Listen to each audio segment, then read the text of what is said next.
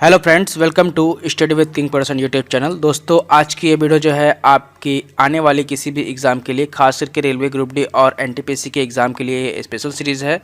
और इसमें जो है आप लोगों को आज के इस वीडियो में हम लोग केमिस्ट्री पढ़ने वाले हैं।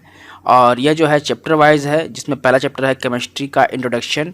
और यह जो है पहला टॉपिक हम लोग क्या क्या पढ़ने वाले हैं इसमें।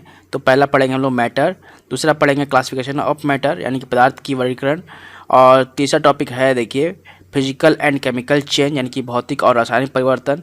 और चौथा क्या है, law of conservation of mass यानी कि द्रव्यमान संरक्षण का नियम। और पांचवा टॉपिक है लॉ ऑफ कांस्टेंट प्रोपोर्शन यानी कि स्थिर अनुपात का नियम। तो ये 5 टॉपिक को जो है आज हम लोग इस वीडियो के माध्यम से पढ़ने वाले हैं। दोस्तों, आप लोग ये कमेंट करिए कि आप लोगों को डायरेक्ट क्वेश्चन करा दिया जाए यानी कि डायरेक्ट आंसर बता दिया जाए, या उसका डिस्क्रिप्शन यानी कि व्याख्या को पढ़ाया जाए साथ में। ये कमेंट करके मुझे बताइए स्पेशल, ताकि जो है मैं आप लोग को जल्द से जल्द उस पर काम करके, मतलब अगर आप लोग बोलिएगा कि व्याख्या कराइए तो व्याख्या ही अच्छा होगा, क्योंकि व्याख्या पढ़िएगा तो आपको पूरा उसका जो है पता रहेगा, डिफिनेशन भी पता रहेगा, और वो क्यों हुआ, कैसे हुआ, और सारा चीज़ समझ में आएगा। और अगर आप डायरेक्ट क्वेश्चन पढ़िएगा तो समझ में नहीं आएगा। तो आप लोग जैसा बोलिएगा वैसा ही किया जाएगा, ठीक है। तो कमेंट करके मुझे जल्दी जल्दी बताइए कि क्या करना चाहिए। तो चलिए गाइस, शुरू कर लेते हैं इस वीडियो को, ज़्यादा टाइम नहीं वेस्ट करके। शुरू करने से पहले आपको बता दूं, अगर आप चैनल पर पहली बार आए हैं तो चैनल को सब्सक्राइब करके बेल आइकन को जरूर प्रेस करें, ताकि आपको हर एक वीडियो का नोटिफिकेशन सबसे पहले टाइम टू टाइम मिलता रहे। तो चलिए शुरू करते हैं हम लोग ये सेकेंड सीरीज़ जो है केमिस्ट्री का पार्ट 1, ठीक है। तो चलिए शुरू कर लेते हैं बिना किसी देरी के। तो चलिए शुरू करते हैं। और आज के इस अध्याय में जो है हम लोग रसायन विज्ञान को पढ़ेंगे, जिसमें हम लोग केमिस्ट्री जिसे बोलते हैं रसायन विज्ञान को, ठीक है। और इसमें जो है पहला टॉपिक है पदार्थ, ठीक है। तो मैटर्स जिसको बोलते हैं पदार्थ। तो पहला प्रश्न है देखिए, निम्नलिखित में से किसके अणुओं के बीच आकर्षण बल अधिकतम होता है। तो ठोस अणुओं के बीच जो है आकर्षण बल जो है अधिकतम होता है। ऑप्शन नंबर डी यहाँ पे हट जाएगा। तो इसका व्याख्या है ठोस। ठोस जो है क्या होता है, ठोस जो है पदार्थ की एक अवस्था होती है। क्या होती है, ठोस जो है क्या है, पदार्थ की एक अवस्था होती है, जिसकी पहचान पदार्थ की संरचना, दृढ़ता और विकृति यानी कि आकार, आयतन और स्वरूप में परिवर्तन के प्रत्यक्ष विरोध के गुण के आधार पर की जाती है, उसे ही ठोस कहते हैं। ठोस पदार्थों में उच्च यंग मापक और अनुरूपता मापक होते हैं। क्या होता है, तो ठोस पदार्थों में उच्च यंग मापक और अपरूपता मापक होते हैं। ठोस के अणुओं के बीच आकर्षण बल अधिकतम होता है। क्या होता है, ठोस के अणुओं के बीच जो होता है आकर्षण बल सबसे अधिक होता है। द्रव के अणुओं के बीच जो है आकर्षण बल जो है ठोस धातुओं के अणुओं से कम होता है, और गैस में जो है अणुओं के बीच आकर्षण बल सबसे कम होता है। नेक्स्ट है देखिए, पदार्थ के संदर्भ में निम्न में से कौन सा कथन सही नहीं है। तो पदार्थ के कणों के बीच कोई आकर्षण बल नहीं होता है, या सही नहीं है। ऑप्शन नंबर ए यहाँ पे बैठ जाएगा। यहाँ व्याख्या देखिए क्या कर रहा है, पदार्थ के संदर्भ में जो है पदार्थ के कणों के बीच आकर्षण बल कार्य करता है, जिससे वे एक दूसरे से बंधे होते हैं। यानी कि जितना ठोस होगा उतना वो घन होगा, मतलब ठीक है, वो उतना घना होगा। तो इसलिए जो है ठोस पदार्थों के बीच जो है अणु एक दूसरे से बंधे होते हैं। पदार्थ के कण जो है द्रव और वायु में सतत स्थानांतरित होते रहते हैं, यानी कि द्रव में और वायु में यानी कि गैस में जो है स्थानांतरित होते रहते हैं, और पदार्थ के कणों से जो है बना होता है। पदार्थ के कणों के बीच का अंतर होता है यह, ठीक है। नेक्स्ट है, ठोस के कणों के संदर्भ में निम्न में से क्या सही है। तो व्यवस्थित तरीके से विन्यासित होता है ये ठोस के कण जो होता है, ठोस के कण जो होते हैं व्यवस्थित तरीके से विन्यासित होते हैं। यानी कि मान लीजिए अगर ये कोई ग्लास है तो इसमें क्या होगा, ये ठोस है, तो ठोस में क्या है, सब अणु जो है, छोटा छोटा अणु जो है इसमें विद्यमान है, और ये एक दूसरे से सटे हुए हैं, तभी तो ये ठोस है पूरा, ठीक है। जैसे कि लोहा। तो कह रहा है, वे पदार्थ जिनका आकार और आयतन निश्चित होता है एवं कणों के मध्य आकर्षण बल अधिक होता है, वे ठोस कहलाते हैं। अर्थात प्रत्येक ठोस अवयवी कणों से मिलकर बने होते हैं। ये अवयवी कण जो है अणु और परमाणु का आयन होता है। क्या होता है, अणु या परमाणु का अवयवी कण होता है, या इसे आयन में बंधे होते हैं। लक्षण होता है ठोस का क्या, देखिए ठोस जो है असंपरणीय और कठोर होते हैं। इसके अवयवी कणों के मध्य जो है रिक्त स्थान कम होता है। जैसा कि मैंने बताया कि मान लीजिए कोई लोहा है तो उसमें ठोस का कण जो है क्या है, विद्यमान है, और ये जो है रिक्त स्थान कम है, तभी तो वो घना है, ठीक है, घन है, ठीक है। मतलब ये पूरा फुलफिल कर रहा है, सबको एक साथ बांध करके रखा है, ठीक है, तभी तो वो ठोस है। यही है ठोस का लक्षण। दूसरा लक्षण क्या है, देखिए दूसरा लक्षण होता है इसका घनत्व तो गैस और द्रव की तुलना में अधिक होता है। सही बात है, ठोस व्यवस्थित तरीके से विन्यासित होते हैं और इसका गलनांक जो है प्राय अधिक होता है। जो भी ठोस होगा उसका गलनांक देखिएगा बहुत अधिक होता है, यानी कि अगर लोहा को अगर गलाएंगे तो देखिएगा बहुत टाइम में गलेगा, मतलब बहुत सा तापमान यानी कि बहुत टेम्परेचर देना पड़ेगा तभी वो गलेगा। नेक्स्ट देखिए, अभी तक वैज्ञानिकों द्वारा पदार्थ की कितनी अवस्थाएं तय की गई है। तो अभी तक वैज्ञानिकों के द्वारा जो है पदार्थ की 5 अवस्था जो है तय की गई है। ऑप्शन नंबर बी यहाँ पे हट जाएगा। तो इसका व्याख्या देखिए, पदार्थ ब्रह्मांड की विषय वस्तु है। इसके प्रत्येक वह वस्तु जो घनत्व घेरती है जिसमें द्रव्यमान होता है पदार्थ या द्रव कहलाती है। वैज्ञानिकों के द्वारा जो है 5 अवस्थाएं तय की गई है, जिसमें पहला है ठोस, दूसरा है द्रव, तीसरा है अवस्था गैस, चौथा अवस्था क्या है प्लाज्मा। बहुत बार एग्जाम में पूछा गया है कि पदार्थ का चौथा अवस्था क्या है, तो प्लाज्मा है, ठीक है, वेरी वेरी इंपॉर्टेंट है, इसको याद रखिएगा। और पांचवा क्या आता है, बोस आइंस्टीन कंडक्शन होता है, ठीक है। नेक्स्ट है, नीचे दी गई आकृति से क्या अनुमानित नहीं लगाया जा सकता है। देखिए ये ठोस का कण है जो कि एक दूसरे से जुड़ा हुआ है और ये पूरा ठोस है, ठीक है, मतलब सब एक दूसरे से जुड़ा हुआ है तभी तो ये ठोस है। तो ठोस से कम घनत्व का होता है लिक्विड, उसके बाद होता है गैस। देखिए इसका अणु जो है दूर दूर में है और प्लाज्मा उससे भी दूर होता है। देखिए ये पूरा हट के है। तो ठोस, द्रव, गैस और प्लाज्मा, ये 4 अवस्था दिया हुआ है यहाँ पर। इसमें जो है क्या अनुमान नहीं लगाया सकता है कह रहा है, तो इसका राइट आंसर हो जाएगा प्लाज्मा एक तरल पदार्थ है जो शरीर के सभी कोशिकाओं में मौजूद होता है। प्लाज्मा, तो यहाँ पर व्याख्या कर रहा है प्लाज्मा एक तरल पदार्थ है जो ठोस, द्रव और गैस के अणुओं से काफ़ी भिन्न होता है, इसलिए इसे पदार्थ की एक भिन्न अवस्था यानी कि चौथी अवस्था माना जाता है। प्लाज्मा को प्रदर्शित किया जा सकता है। यह तरल पदार्थ केवल लाल रक्त कोशिकाओं यानी कि रेड ब्लड सेल में होता है और सफ़ेद रक्त कोशिकाओं और बिंबाणु यानी कि प्लेटलेट्स में पाया जाता है, ठीक है। कहाँ कहाँ पाया जाता है प्लाज्मा, तो यह पाया जाता है लाल रक्त कोशिकाओं में, उसके बाद पाया जाता है यह सफ़ेद रक्त कोशिकाओं में और बिंबाणु यानी कि प्लेटलेट्स में पाया जाता है ये प्लाज्मा। प्लाज्मा का काम इन्हें पोषण पहुंचाना होता है, ठीक है। रक्तवाहिनियों में इसके विचरण में सहायता करना इसका काम है, जबकि यह पदार्थ शरीर की अन्य सभी कोशिकाओं में नहीं पाया जाता है। यानी कि पदार्थ का जो चौथा अवस्था है यह शरीर के अन्य सभी कोशिकाओं में नहीं पाया जाता है। कहाँ कहाँ पाया जाएगा, खाली लाल रक्त कोशिकाओं में, सफ़ेद रक्त कोशिकाओं में और बिंबाणु यानी कि प्लेटलेट्स में पाया जाता है। नेक्स्ट है, किसके विषरण अत्यधिक तीव्रता से होती है, यानी कि किसका विषरण जो है सबसे ज़्यादा अधिक तीव्रता से होती है।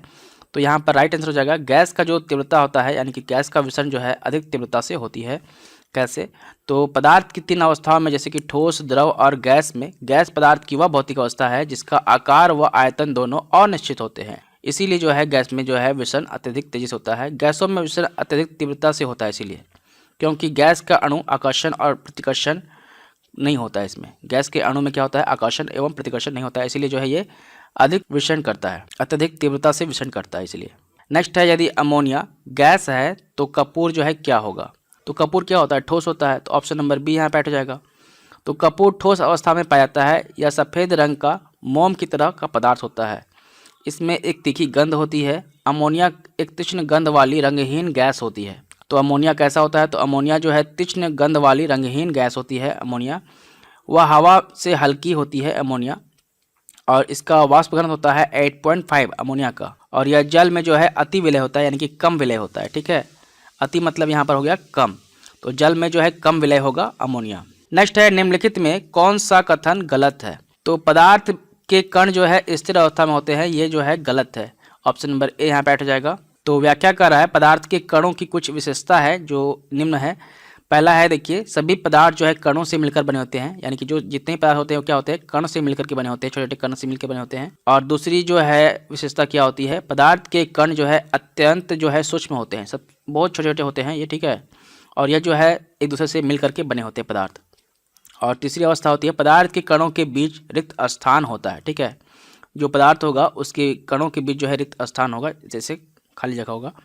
और पदार्थ के कण निरंतर गतिशील होते हैं। क्या होता है, निरंतर गतिशील होता है पदार्थ के कण। पदार्थ के कण एक दूसरे को आकर्षित करते हैं। अगर ये पदार्थ का कण है एक दूसरे से, ये क्या करेगा, आकर्षित करेगा एक दूसरे को। और छठा विशेषता है, पदार्थ के कणों में गतिज ऊर्जा होती है और तापमान बढ़ने पर कणों की गतिज जो है तेज हो जाती है। यानी कि अगर पदार्थ के कण जो है क्या होता है, गतिज ऊर्जा होती है उसमें, कण में, और इसमें अगर टेम्परेचर दे देंगे तो हीट दे देंगे तो क्या होगा, ये कण अधिक तेजी से गति करने लगेगा। ये जो है कुछ पदार्थ की विशेषताएं हैं 6। नेक्स्ट है एक शुद्ध पदार्थ जो है कौन है। तो एक शुद्ध पदार्थ जो होता है मीथेन होता है, ऑप्शन नंबर बी यहाँ पे हट जाएगा। तो मीथेन जो है CH4 यह एक शुद्ध पदार्थ होता है। यह पृथ्वी सतह के नीचे पेट्रोलियम पदार्थों के साथ प्राकृतिक गैस के रूप में पाई जाती है मीथेन।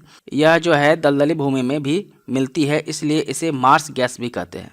मीथेन को क्या कहते हैं, मार्स गैस भी कहते हैं। नेक्स्ट कर रहा है, देखिए निम्नलिखित में से कौन सा विधान सत्य है, ठीक है, ये बताना है। तो पहला दिया हुआ है दृढ़ता और दूसरा दिया हुआ है संपीड़ितता, ठीक है। तो दृढ़ता बोल रहा है पदार्थ के प्रकार के अनुसार कणों के स्थान के आधार पर आकार बदलता है। उदाहरण के लिए ठोस पदार्थों की निश्चित आकार होता है, यानी कि उदाहरण के लिए कोई भी ठोस पदार्थ लेते हैं तो उसका क्या होता है, निश्चित आकार होता है। जबकि तरल पदार्थ उनके पात्र का आकार प्राप्त कर लेते हैं। जो तरल पदार्थ होता है उसको किसी भी पात्र में डालेंगे तो वह उसका आकार प्राप्त कर लेगा। और देखा जाए तो गैसों की कोई भी आकार नहीं होता है। तो गैस जो है आप देख भी नहीं पाते हैं, तो गैस जो है क्या होता है, उसका कोई भी आकार नहीं होता है। और संपीड़ितता कह रहा है दूसरा कि यह पदार्थ का वह गुण है जिसके कारण उच्च दाब पर उसका आयतन कम हो जाता है। गैसों में यह गुण पाया जाता है। तो ये दोनों में जो है कौन सा सत्य होगा, तो यहाँ पर जो है केवल बी ही सत्य होगा, ऑप्शन नंबर सी यहाँ बैठ जाएगा। और क्यों सत्य हुआ दृढ़ता, क्योंकि पदार्थ में दृढ़ता के गुण के कारण पदार्थ टूटने से पहले अपने ऊपर लगने वाले झटकों या धक्कों का विरोध करता है। अतः कथन ए गलत है, कथन बी सही होगा, क्योंकि संपीड़ितता गैसों में सबसे अधिक पाई जाती है। जो गैस होता है उसमें संपीड़ितता क्या होती है, सबसे अधिक होती है।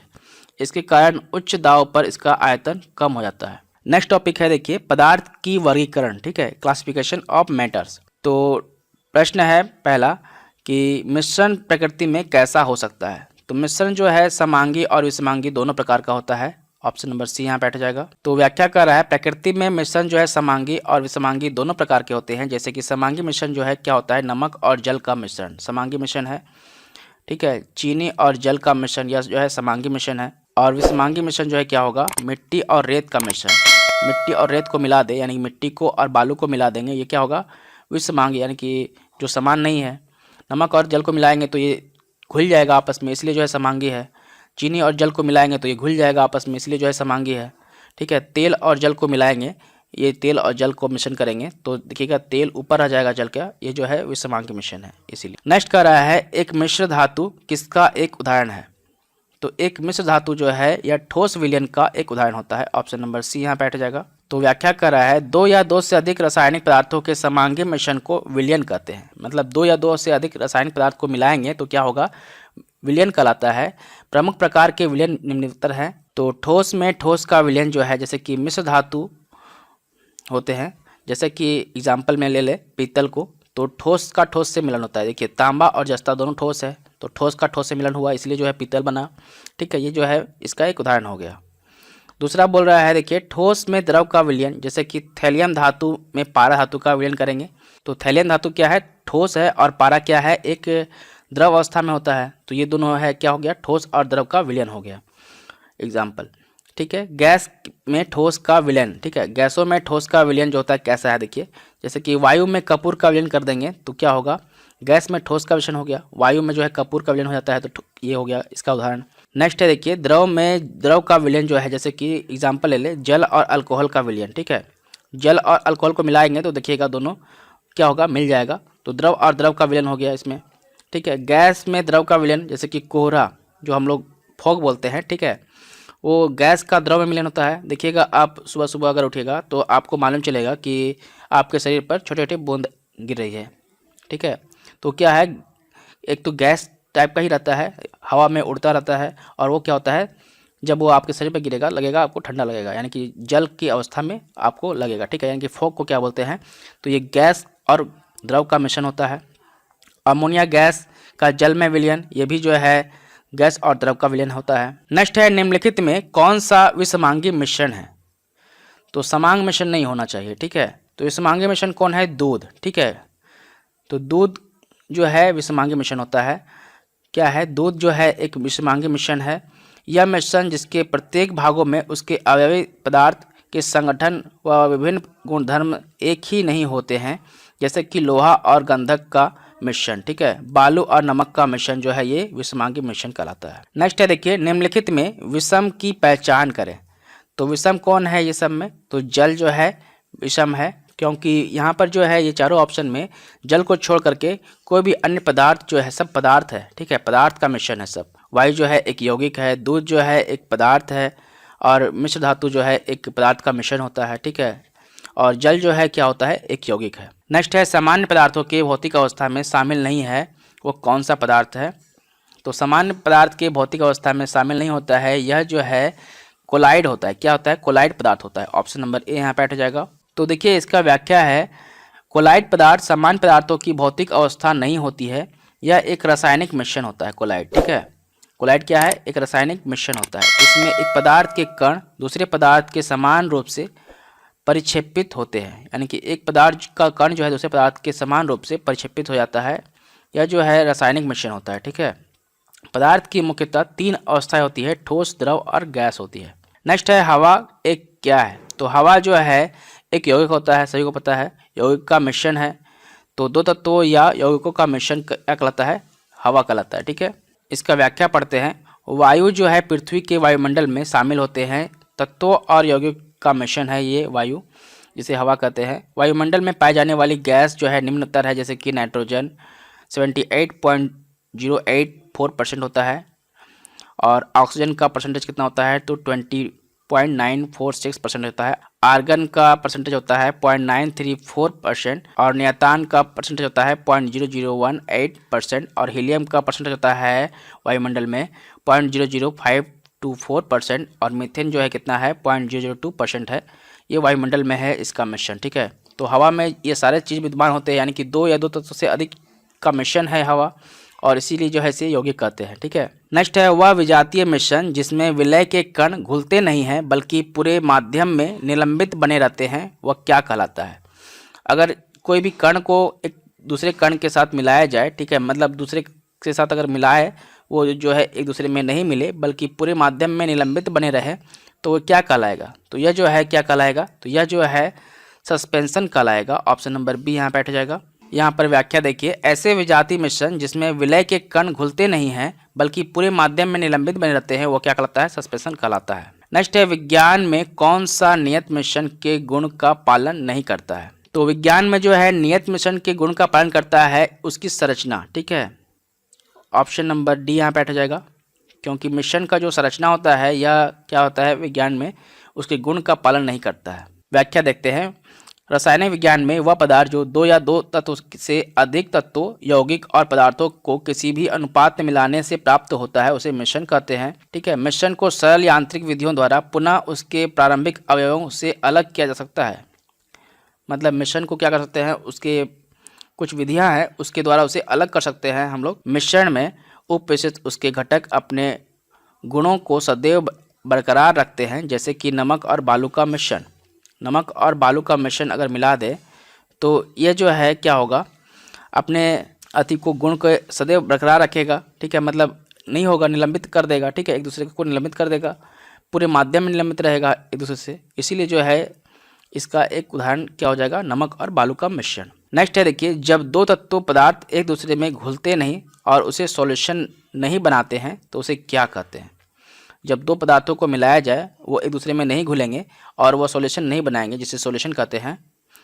सॉल्यूशन मतलब मिश्रण, ठीक है, तो नहीं बनाएंगे तो उसे क्या कहेंगे? जब 2 तरल पदार्थ को एक दूसरे में घुलते नहीं हैं और सॉल्यूशन नहीं बनाते हैं तो उसे क्या कहेंगे हम लोग? उसे कहेंगे अमिश्रणीय, यानी कि अमिश्रण है वो, और इसे इंग्लिश में कहते हैं इम्बिसिबल, ठीक है। व्याख्या भी वही कह रहा है, जब 2 तरल पदार्थ जो है एक दूसरे में नहीं घुलते और सॉल्यूशन नहीं बनाते हैं तो उन्हें क्या कहते हैं? अमिश्रणीय कहते हैं या इम्बिसिबल पदार्थ कहते हैं।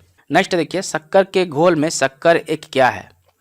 तो शक्कर के घोल में शक्कर क्या है? शक्कर जो है घुला हुआ पदार्थ होता है। शक्कर को अगर पानी में डाल दे तो क्या होगा, वो घुल जाएगा, तो घुला हुआ पदार्थ ही ना हुआ शक्कर, यानी कि चीनी। तो यहाँ पर व्याख्या कर रहा है, देखिए 2 या 2 से अधिक पदार्थ जो होते हैं, ठोस, द्रव और गैस जो है समांगी मिश्रण विलयन कहलाता है, यानी कि 2 या 2 से अधिक पदार्थों यानी कि ठोस, द्रव और गैस का मिश्रण जो है क्या कहलाएगा? एक मिश्रण विलयन कहलाता है। इसके साधारणतः मुख्य अवयव जो मात्रा में अधिक होते हैं, जो इसमें जो है मुख्य अवयव जो होगा मात्रा में, जो जिसका मात्रा अधिक होगा वह विलायक और जो कम मात्रा में होते हैं उसे विलय कहते हैं, यानी कि घुला हुआ पदार्थ कहते हैं। जल एक अच्छा विलायक है क्योंकि इसमें विभिन्न प्रकार के पदार्थ घुल जाते हैं। इसी कारण जो है जल में सार्वत्रिक विलायक कहा जाता है। इसी कारण जो है देखिए, जल एक अच्छा विलायक है क्योंकि इसमें जो है सभी प्रकार के पदार्थ जो है घुल जाते हैं। विभिन्न प्रकार के पदार्थ जो है इसमें सब प्रकार के पदार्थ घुल जाते हैं जल में, इसीलिए जो है ये एक अच्छा विलायक है जल। और इसी कारण जो है जल को क्या कहते हैं हम लोग, सार्वत्रिक विलायक कहा जाता है। शक्कर के घोल में शक्कर एक घुला हुआ पदार्थ है, यानी कि विलय है, क्योंकि इसकी मात्रा विलायक में कम होता है। यानी कि जो जल है, जल में इसकी मात्रा जो है कम होती है, इसीलिए जो है इसमें ये घुला हुआ पदार्थ कहलाता है, यानी कि विलय कहलाता है। नेक्स्ट है एक यौगिक नहीं है कौन। तो एक यौगिक नहीं है लेड, जिसे बोलते हैं पीबी, ठीक है। तो दो या दो से अधिक तत्व जब एक निश्चित अनुपात में रासायनिक बंध बनाकर जुड़कर जो पदार्थ बनते हैं उसे रासायनिक यौगिक कहते हैं, जैसे कि चौक, hydrogen sulphide, sulphur dioxide. Lead जो है यानी कि पीबी एक धातु होता है, ठीक है। नेक्स्ट है रेत और चीनी का मिश्रण किसका एक उदाहरण है। तो रेत और चीनी जो है यह विजातीय मिश्रण का एक उदाहरण है। ऑप्शन नंबर ए यहाँ पे बैठ जाएगा, क्योंकि रेत जो है यानी कि बालू और चीनी यानी कि शुगर, ये दोनों का मिश्रण अगर कर दें तो यह एक विजातीय यानी कि एक जात का नहीं है, इसलिए इसे विजातीय मिश्रण कहा जाता है। नेक्स्ट हम लोग पढ़ेंगे भौतिक और रासायनिक परिवर्तन को, यानी कि फिजिकल एंड केमिकल चेंज, ठीक है। तो भौतिक परिवर्तन होता है जो वापस से मिल जाए, ठीक है। और रासायनिक परिवर्तन क्या होता है, जो रिएक्शन करने के बाद उसे वापस ना मिले, उसे रासायनिक परिवर्तन कहते हैं। तो सिंपल सा समझिए, जो मिल जाएगा वो क्या होगा, भौतिकी होगा, और जो ना मिले वो क्या होगा, रासायनिक परिवर्तन होगा। तो पहला प्रश्न कह रहा है निम्नलिखित में से कौन सा भौतिक परिवर्तन नहीं है। तो पदार्थ का किण्वन, ठीक है, पदार्थ का किण्वन जो है वो क्या होता है, भौतिक परिवर्तन नहीं है, क्योंकि पदार्थ का किण्वन जो है एक रासायनिक परिवर्तन है, प्रक्रिया है। जैसे कि दूध से दही बनना, दूध से दही बनता है, वो क्या दूध फिर से बन जाएगा, दही से दूध बन जाएगा क्या, नहीं बनेगा ना। तो नहीं मिल रहा है फिर से दूध, तो इसलिए जो है ये एक रासायनिक क्रिया है। गन्ने से रस निकालना, मतलब गन्ने से रस निकाल लिए, ठीक है, और रस से फिर गन्ना निकालेंगे क्या, निकल जाएगा, नहीं निकलेगा ना, इसलिए जो है ये क्या होगा, रासायनिक परिवर्तन होगा। सिरके का बनना, ठीक है, ये भी जो है रासायनिक परिवर्तन है। नेक्स्ट है इनमें से कौन सा एक रासायनिक परिवर्तन है। तो मक्खन का खट्टा होना क्या है, एक रासायनिक परिवर्तन है, क्योंकि वे परिवर्तन जिसमें नए पदार्थ बनते हैं रासायनिक परिवर्तन कहलाते हैं। यह एक अनुक्रमणीय प्रक्रिया होती है, यानी कि अनुक्रमणीय प्रतिक्रिया है ये। रासायनिक क्रिया उसी पदार्थ में परिवर्तन नहीं होती है, इसके उदाहरण है जैसे मक्खन का खट्टा होना, कागज का जलना, लोहे में जंग लगना, ये सब क्या है, रासायनिक परिवर्तन है। नेक्स्ट है लोहे में जंग लगना, इनमें से किसका एक सामान्य उदाहरण है। तो लोहे में जंग लगना क्या है, रासायनिक परिवर्तन है ना। ऑप्शन नंबर डी यहाँ पे बैठ जाएगा। तो जब कोई पदार्थ किसी अन्य पदार्थ से मिलकर एक नया पदार्थ बनाता है तो उसे रासायनिक परिवर्तन कहते हैं। लोहे में जंग लगना रासायनिक परिवर्तन का एक उदाहरण है। रासायनिक परिवर्तन के अन्य उदाहरण निम्न हैं, जैसे कि नीचे में दिया हुआ है, जैसे कि दूध से दही में परिवर्तन, यह रासायनिक परिवर्तन है, ठीक है। अगरबत्ती का जलना, अगरबत्ती जल जाएगा तो फिर वापस मिलेगा क्या, नहीं ना मिलेगा, तो ये भी रासायनिक परिवर्तन है। लकड़ी का जलना, तो लकड़ी जल करके फिर से वापस मिलेगा, लकड़ी बन जाएगा क्या, नहीं बनेगा, तो लकड़ी का परिवर्तन जो है क्या हो जाएगा, रासायनिक परिवर्तन है, लकड़ी का जलना। भोजन का पचना, भोजन खा लेंगे तो फिर क्या भोजन हमें मिल जाएगा क्या, नहीं ना मिलेगा, तो ये भी एक रासायनिक परिवर्तन है। नेक्स्ट है इनमें से कौन रासायनिक परिवर्तन का एक उदाहरण है। तो निष्क्रियकरण जो है, निष्क्रियकरण यह जो है रासायनिक परिवर्तन है। ऑप्शन नंबर सी यहाँ बैठ जाएगा। वह परिवर्तन जिसमें एक अथवा एक से अधिक नए पदार्थ बनते हैं उसे रासायनिक परिवर्तन कहते हैं। हम लोगों ने पढ़ा था रासायनिक परिवर्तन को रासायनिक अभिक्रिया भी कहते हैं, ठीक है, केमिकल रिएक्शन भी कहते हैं। निष्क्रियकरण जो है यानी कि उदासीकरण, ये एक प्रकार का रासायनिक परिवर्तन होता है। जैसे कि किसी अम्ल और किसी क्षार के बीच होने वाली अभिक्रिया उदासीकरण कहलाती है। इस प्रक्रम में ऊष्मा के निमुक्त होने के साथ साथ लवण और जल निर्मित होते हैं। जैसे कि HCl एक अम्ल है और NaOH यानी कि एक क्षारक है, ये दोनों को अगर मिलाएंगे तो क्या बनेगा, NaCl प्लस H2O मिलेगा, ठीक है। तो अम्ल और क्षार मिलाए तो क्या बना, लवण और जल बना, ठीक है। तो यह क्या हुआ, यह अभिक्रिया उदासीकरण प्रक्रिया कहलाई। और अन्य ऑप्शन था क्या, ऊर्ध्वपातन, क्रिस्टलीकरण और अवसादन जो है, ये सब क्या है, भौतिक परिवर्तन का एक उदाहरण है ये तीनों। नेक्स्ट है एक रासायनिक परिवर्तन नहीं है इनमें से कौन। तो एक आइस क्यूब का पिघलना जो है रासायनिक परिवर्तन नहीं है। तो देखिए पानी था पहले, मान लीजिए पानी है वाटर, तो वाटर को फ्रिज में रख देंगे तो ये जम जाएगा, ठोस बन जाएगा, ठीक है। और फिर इसको बाहर कर देंगे तो ये पानी बन जाएगा। तो ये भौतिक परिवर्तन हो गया ना। तो आइस क्यूब क्या है, एक भौतिक परिवर्तन है या एक रासायनिक परिवर्तन नहीं हो सकता है। ऑप्शन नंबर बी यहाँ बैठ जाएगा। देखिए किताबी भाषा में क्या लिखा हुआ है, पदार्थ के आकार, माप यानी कि साइज, रंग और अवस्था जैसे गुण उसके भौतिक परिवर्तन कहलाते हैं। वह परिवर्तन जिसमें किसी भी पदार्थ के भौतिक गुण में परिवर्तन हो जाता है भौतिक परिवर्तन कहलाता है। ऐसे परिवर्तन में कोई नया पदार्थ नहीं बनता है। जैसे कि पानी से ठोस बना और फिर ठोस से पानी बन जाएगा, इसमें कोई नया पदार्थ नहीं बना, इसलिए जो है ये एक भौतिक परिवर्तन है। आइस क्यूब का पिघलना भौतिक परिवर्तन का एक उदाहरण है और शेष अन्य जो है विकल्प जो है रासायनिक परिवर्तन का एक उदाहरण है। जैसे कि एक अंडे का पकना एक रासायनिक परिवर्तन है, केक को बेक करना यह भी रासायनिक परिवर्तन है, और केला का सड़ना यानी कि रोटरिंग होना यह भी एक रासायनिक परिवर्तन है। एक आइस क्यूब का पिघलना क्या होगा, ये भौतिक परिवर्तन है, भौतिक परिवर्तन है।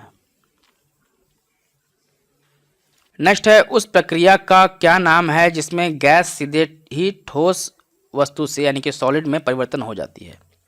तो जिसमें गैस जो है सीधे ठोस में परिवर्तित होती है उस प्रक्रिया को क्या कहते हैं, तो उस प्रक्रिया को कहते हैं डिपोजिशन। ठीक है, डिपोजिशन कहा जाता है उस प्रक्रिया को जिसमें जो है गैस जो सीधे क्या बन जाएगा, ठोस बन जाएगा। तो डिपोजिशन जो है यह वह प्रक्रिया है जिसके द्वारा कोई पदार्थ गैस अवस्था से सीधे ठोस अवस्था में परिवर्तन हो जाता है, उसे क्या कहते हैं, डिपोजिशन कहते हैं। और संघनन यानी कि कंडेंसन जो है वह क्या होता है, वह प्रक्रिया जिसके द्वारा कोई भी पदार्थ यानी कि वाष्प जो है भाप से तरल अवस्था में परिवर्तित होता है। जैसे कि वाष्प का जल में परिवर्तन होना, यह क्या है, संघनन है।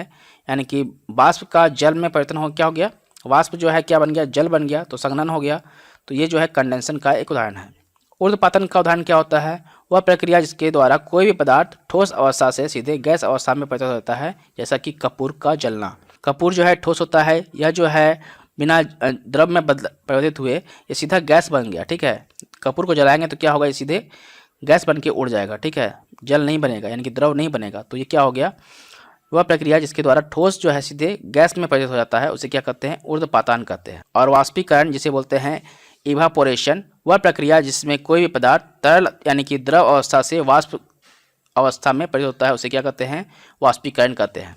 जैसे कि कोई भी तरल अवस्था है उससे वाष्प में सीधे परिवर्तित हो जाएगा तो उसे क्या कहेंगे, वाष्पीकरण हो गया। ठीक है, तरल को गर्म करेंगे तो क्या होगा, वो वाष्प बन जाएगा डायरेक्ट, तो ये क्या होगा, वाष्पीकरण प्रक्रिया कहलाता है। नेक्स्ट है, निम्नलिखित में कौन सा अवलोकन हमें यह निर्धारित करने में मदद करता है कि रासायनिक अभिक्रिया हुई या नहीं। तो किसी भी रासायनिक अभिक्रिया को पहचानने के लिए हम लोग अवस्था में उसका परिवर्तन देखेंगे, रंग का बदलना देखेंगे। ठीक है, मतलब कोई ना कोई चीज़ में बदल रहा है। ठीक है, गैस का उत्सर्जन हो रहा है, ये सभी प्रक्रिया जो है क्या है, हमें मदद करेगा कि रासायनिक अभिक्रिया हुई है या नहीं। तो ऑप्शन नंबर डी यहाँ पे बैठ जाएगा, ये सभी विकल्प सही हैं।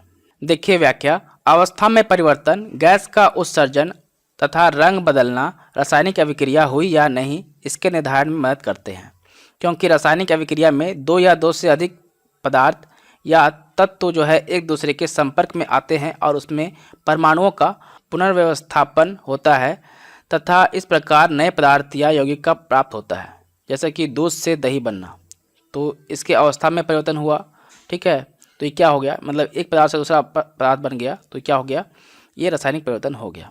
और वापस जो है फिर से नहीं बनेगा दूध, दही से दूध, इसलिए जो है ये रासायनिक परिवर्तन हो गया, क्योंकि ये फिर से नहीं मिल रहा है दूध मुझे, अगर फिर से अगर दही से अगर दूध निकालने जाएंगे तो नहीं निकलेगा, इसलिए जो है ये एक रासायनिक परिवर्तन है, सिंपल समझिए। नेक्स्ट है, निम्नलिखित में कौन सा एक भौतिक परिवर्तन है। तो पानी का बर्फ में परिवर्तन जो है एक भौतिक परिवर्तन है, यानी कि पानी को बर्फ में बदल दे।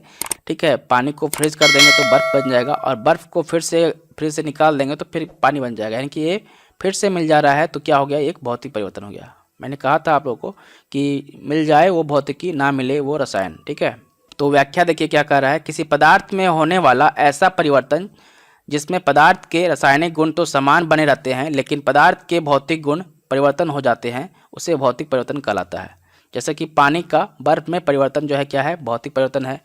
शक्कर का पानी में घुलना, यह भी भौतिक परिवर्तन है। कांच का टूटना, यह भी भौतिक परिवर्तन है। पदार्थ में होने वाला परिवर्तन जिसमें कोई नया पदार्थ बनता है जो मूल पदार्थ के रासायनिक व भौतिक गुणों से मूलतः भिन्न होता है, उसे रासायनिक परिवर्तन कहते हैं। जैसे कि लोहे पर जंग लगना, तो लोहा है, पहले तो लोहा था, उस पर जंग लग गया, तो ये क्या हो गया, एक रासायनिक परिवर्तन हो गया। जंग कैसे लगता है, पानी और हवा की नमी से। ठीक है, तो ये क्या हो गया, रासायनिक परिवर्तन हो गया। दूध का दही बनना, ठीक है, दूध से दही बनना क्या है, ये एक रासायनिक परिवर्तन है, ठीक है, अवस्था में परिवर्तन हो गया ना डायरेक्ट। नेक्स्ट है, निम्न में कौन सा रासायनिक परिवर्तन का एक उदाहरण है। तो जल का जल वाष्प में परिवर्तन जो है क्या है, रासायनिक परिवर्तन का एक उदाहरण है। जल का मतलब जल को अगर हम गर्म करेंगे, कोई पात्र में लेकर के गर्म करेंगे तो क्या होगा, कोई पात्र में अगर जल को लेकर के गर्म करेंगे तो ये सीधा क्या होगा, ये क्या होगा, वाष्प में बदल जाएगा, ठीक है। तो ये क्या हुआ, एक भौतिक यानी कि रासायनिक परिवर्तन हो गया। देखिए यहाँ पर कह रहा है, वह परिवर्तन जिसमें परिवर्तन के पश्चात पदार्थ को पुनः पूर्व अवस्था में आसानी से प्राप्त ना किया जा सके, वह रासायनिक परिवर्तन कहलाता है। मतलब फिर से उसी अवस्था में उसे प्राप्त नहीं कर पाएंगे तो वो क्या कहलाएगा, रासायनिक परिवर्तन कहलाएगा। जैसे कि जल को गर्म किए वाष्प में बदल गया, तो वाष्प से फिर हम इसे जल में बदल नहीं सकते हैं, तो एक नया पदार्थ बन गया ना, तो ये क्या हुआ, आसानी से प्राप्त नहीं कर सकते हैं, तो ये क्या हो गया, एक रासायनिक परिवर्तन हो गया। इसमें नया पदार्थ बनता है। इसमें भौतिक व रासायनिक परिवर्तन दोनों होता है, जैसे कि दूध से दही बनना, शरीर में भोजन का पचना, ठीक है, जो हम लोग खा लेते हैं खाना और वो पच जाता है तो फिर खाना वापस जैसा खाए थे वैसा नहीं निकलेगा, ठीक है, इसीलिए जो है ये एक रासायनिक परिवर्तन है। लोहे में जंग लगना इत्यादि जो है रासायनिक परिवर्तन का एक उदाहरण है। जबकि जल का वाष्प में परिवर्तन होना वाष्पीकरण का लाता है और भौतिक परिवर्तन के अंतर्गत आता है ये, ठीक है। जल का जल वाष्प में परिवर्तन जो है क्या है, वाष्पीकरण कहलाता है और यह जो है एक भौतिक परिवर्तन के अंतर्गत आता है। नेक्स्ट है, निम्नलिखित में कौन सा विकल्प रासायनिक परिवर्तन है। तो दूध का दही में परिवर्तन होना जो है रासायनिक परिवर्तन होता है। ऑप्शन नंबर ए यहाँ पे हट जाएगा, क्योंकि दही को वापस से दूध नहीं बना सकते हैं। नेक्स्ट है, निम्नलिखित में कौन सा एक भौतिक परिवर्तन है। तो बर्फ का पिघलना जो है क्या है, भौतिक परिवर्तन है। ऑप्शन नंबर सी यहाँ पे हट जाएगा। तो पदार्थ में होने वाला वह परिवर्तन जिसमें केवल उसकी भौतिक अवस्था में परिवर्तन होता है तथा उसके रासायनिक गुण में कोई परिवर्तन नहीं होता है, उसे भौतिक परिवर्तन कहलाता है। जैसे कि बर्फ का पिघलना, यह क्या है, भौतिक परिवर्तन है। कांच का टूटना क्या है, एक भौतिक परिवर्तन है। अब हम लोग जो है चौथा टॉपिक को पढ़ेंगे, द्रव्यमान संरक्षण का नियम, law of conservation of mass. तो पहला प्रश्न है, देखिए, कौन सा नियम कहता है कि रासायनिक अभिक्रिया में द्रव्यमान को ना तो व्युत्पन्न किया जा सकता है और ना ही नष्ट किया जा सकता है। यह कह रहा है कि द्रव्यमान को ना ही उत्पन्न किया जा सकता है और ना ही नष्ट किया जा सकता है। यह जो है कौन सा नियम कहलाता है, तो यह जो है द्रव्यमान संरक्षण का नियम कहलाता है। ऑप्शन नंबर डी यहाँ बैठ जाएगा। देखिए व्याख्या कह रहा है, द्रव्यमान संरक्षण के नियम का प्रतिपादन फ्रांसीसी वैज्ञानिक जो थे एंटोनियो लेवोसियर ने किया था। द्रव्यमान संरक्षण के नियम के अनुसार किसी भी रासायनिक अभिक्रिया में द्रव्य को ना ही उत्पन्न किया जा सकता है और ना ही नष्ट किया जा सकता है। अर्थात कह सकते हैं हम लोग, रासायनिक अभिक्रिया में उत्पादों का द्रव्यमान अभिकारकों के द्रव्यमान के बराबर होता है। यानी कि रासायनिक अभिक्रिया में जो उत्पाद होगा वो द्रव्यमान अभिकारकों के द्रव्यमान के बराबर होता है। नेक्स्ट है, संतुलित रासायनिक समीकरण के अनुरूप जो है क्या है। तो संतुलित रासायनिक समीकरण के समरूप है क्या, द्रव्यमान संरक्षण का नियम। ऑप्शन नंबर ए यहाँ पे हट जाएगा। तो एक संतुलित रासायनिक समीकरण द्रव्यमान संरक्षण के नियम का अनुरूप होता है। नेक्स्ट है, एक रासायनिक अभिक्रिया के दौरान अभिक्रियाओं और उत्पादों के द्रव्यमानों का योग अपरिवर्तित रहता है, इसे क्या कहते हैं। तो इसे द्रव्यमान संरक्षण का नियम कहते हैं, ठीक है। ऑप्शन नंबर डी यहाँ पे हट जाएगा। तो व्याख्या कहता है, एक रासायनिक अभिक्रिया के दौरान अभिक्रियाओं और उत्पादों के द्रव्यमान का योग अपरिवर्तित रहता है, इसमें इसे द्रव्यमान संरक्षण का नियम यानी कि law of conservation of mass कहते हैं। द्रव्यमान ना ही सृजन हो सकता है ना ही नाश किया जा सकता है, परंतु यह आपस में पुनर्व्यवस्थित अवश्य हो सकता है। द्रव्यमान को क्या कर सकते हैं, पुनः उसे वापस पुनर्व्यवस्थित कर सकते हैं उसी अवस्था में, ठीक है। द्रव्यमान को ना ही सृजन कर सकते हैं, ना ही उसका उत्पाद कर सकते हैं, ना ही उसका नाश कर सकते हैं, यानी कि ना ही उसे नष्ट कर सकते हैं। इससे क्या कर सकते हैं, उसे किसी दूसरी अवस्था में पुनर्व्यवस्थित कर सकते हैं। ये सिंपल सा समझिए, इसी को कहते हैं law of conservation of mass. Next topic है स्थिर अनुपात का नियम, लॉ ऑफ कांस्टेंट प्रपोर्शंस, ठीक है। तो पहला प्रश्न है, निम्नलिखित वैज्ञानिकों में किसने यह स्थिर अनुपात के नियम को प्रतिपादित किया था। तो स्थिर अनुपात का नियम का प्रतिपादन किया था जोसेफ प्रोस्ट ने। जोसेफ प्रोस्ट जो वैज्ञानिक थे, इन्होंने ही किया था, स्थिर अनुपात का नियम दिया था। ऑप्शन नंबर बी यहाँ पे हट जाएगा। तो जोसेफ प्रोस्ट जो थे स्थिर अनुपात या निश्चित अनुपात के नियम का प्रतिपादन किया था। इस नियम के अनुसार क्या कहा जाता है कि प्रत्येक रासायनिक यौगिक में उसके अवयवी तत्व द्रव्यमान के अनुसार सदैव एक निश्चित अनुपात में पाए जाते हैं, चाहे वो यौगिक किसी भी विधि से प्राप्त किया जा सके, ठीक है।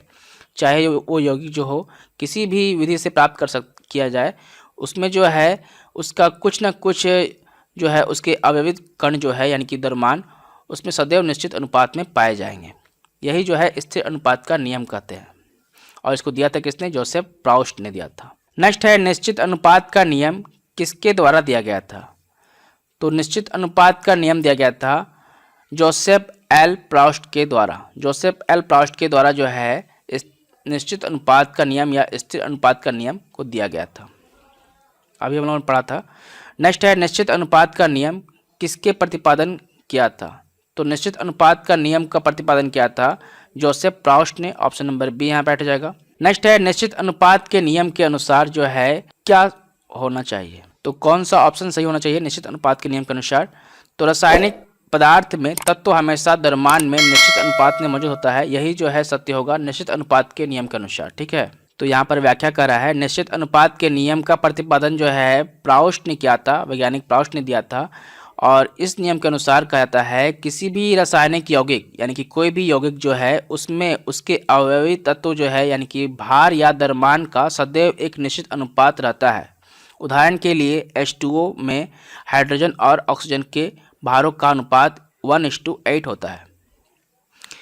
किसी भी स्रोत से प्राप्त जल में हाइड्रोजन और ऑक्सीजन के भारों का अनुपात सदैव 1:8 ही रहेगा। ठीक है, यानी कि उसका कुछ ना कुछ अनुपात एक निश्चित अनुपात में उसके ये यौगिक है, ये मान लीजिए जल जो है क्या है? यौगिक है, और इसमें जो है हाइड्रोजन और जल का मिश्रण है, ये यौगिक बना है। ठीक है, तो ये इसमें जो है हाइड्रोजन का कुछ अनुपात होगा और ऑक्सीजन का कुछ अनुपात होगा, यानी कि इसमें निश्चित अनुपात में ये रहेगा। ठीक है, इसका कुछ ना कुछ निश्चित अनुपात होगा, हाइड्रोजन का निश्चित अनुपात होगा और ऑक्सीजन का कुछ निश्चित अनुपात होगा। इसीलिए जो है ये यौगिक जो है उसमें निश्चित अनुपात का नियम में यही कहता है कि निश्चित अनुपात का नियम वह है जिसमें उसके अवयवी तत्व का गुण जो है यानी कि सदैव उसमें विद्यमान रहेगा। ठीक है, कोई ना कोई अनुपात में, यही जो है निश्चित अनुपात का नियम है। नेक्स्ट है निम्नलिखित में किस नियम के अनुसार दिए गए रासायनिक पदार्थ में हमेशा वही समान तत्व होते हैं जो वजन से एक निश्चित अनुपात में संयुक्त होते हैं? तो यह जो है क्या है? स्थिर अनुपात का नियम है। ऑप्शन नंबर ए यहाँ बैठ जाएगा। तो व्याख्या करता है कि स्थिर या निश्चित अनुपात का नियम, स्थिर या निश्चित अनुपात के नियम का प्रतिपादन किसने दिया था? तो जोसेफ प्राउस्ट ने दिया था, वैज्ञानिक ने। इसके अनुसार किसी भी रासायनिक यौगिक में उपस्थित जो है अवयवी तत्व द्रव्यमान का अनुपात सदैव स्थिर और निश्चित होता है। यहाँ पर सोडियम और क्लोरीन का जो है मिश्रण मिलाया जा रहा है और इसको बैलेंसिंग किया गया है 2 से यहाँ पर। ठीक है, यहाँ 2 था और यहाँ भी 2 किया गया है। ठीक है, बैलेंसिंग करके यहाँ पर 2 किया गया है। ठीक है, तो इस दोनों को मिलाएंगे तो क्या बनेगा? NaCl बनता है। तो यह जो है एक अनुपात में निश्चित है। ठीक है, ये जो यौगिक बनेगा NaCl, यह जो है सोडियम जो है 23 ग्राम अणु और क्लोरीन का 35.5 ग्राम जो है निश्चित अनुपात में है, संयोग करता है, तभी जो है ये एक NaCl यौगिक बनता है। ठीक है, तो इसी को कहते हैं निश्चित अनुपात का नियम। यह जो है 23:35.5 के अनुपात में निश्चित होगा। ठीक है, तो यही जो है इसका निश्चित अनुपात का नियम कहलाता है कि कोई भी यौगिक जो है वह निश्चित अनुपात में उसमें विद्यमान रहता है उसका गुण। ठीक है, यही जो है स्थिर या निश्चित अनुपात का नियम कहलाता है। नेक्स्ट है कार्बन डाइऑक्साइड के सभी नमूनों यानी कि 3:8 के द्रव्यमान अनुपात में कार्बन और ऑक्सीजन वही होता है। यह जो है किसका नियम के साथ सहमति व्यक्त करती है? तो यह जो है लगातार समानुपाती के नियम के साथ सहमति करती है। ऑप्शन नंबर बी यहाँ बैठ जाएगा। तो व्याख्या कर रहा है निश्चित अनुपात के नियम यानी कि लॉ ऑफ कांस्टेंट कंपोजिशन या स्थिर अनुपात के नियम के अनुसार किसी रासायनिक यौगिक में तत्वों के द्रव्यमान का अनुपात निश्चित होता है, जैसा कि कार्बन डाइऑक्साइड CO2। ठीक है, और कार्बन CO2 जो है एक यौगिक है। ठीक है, इसमें कार्बन और ऑक्सीजन यानी कि ऑक्सीजन के अनुपात में होता है, यानी कि 3:8 के अनुपात में होता है। ठीक है, यही अनुपात में रहेगा ये। ठीक है, यहाँ पर देखिए नोट दिया हुआ है, आयोग द्वारा दिया गया है कि विकल्प लगातार या समानुपात ही निश्चित अनुपात का नियम कहलाता है।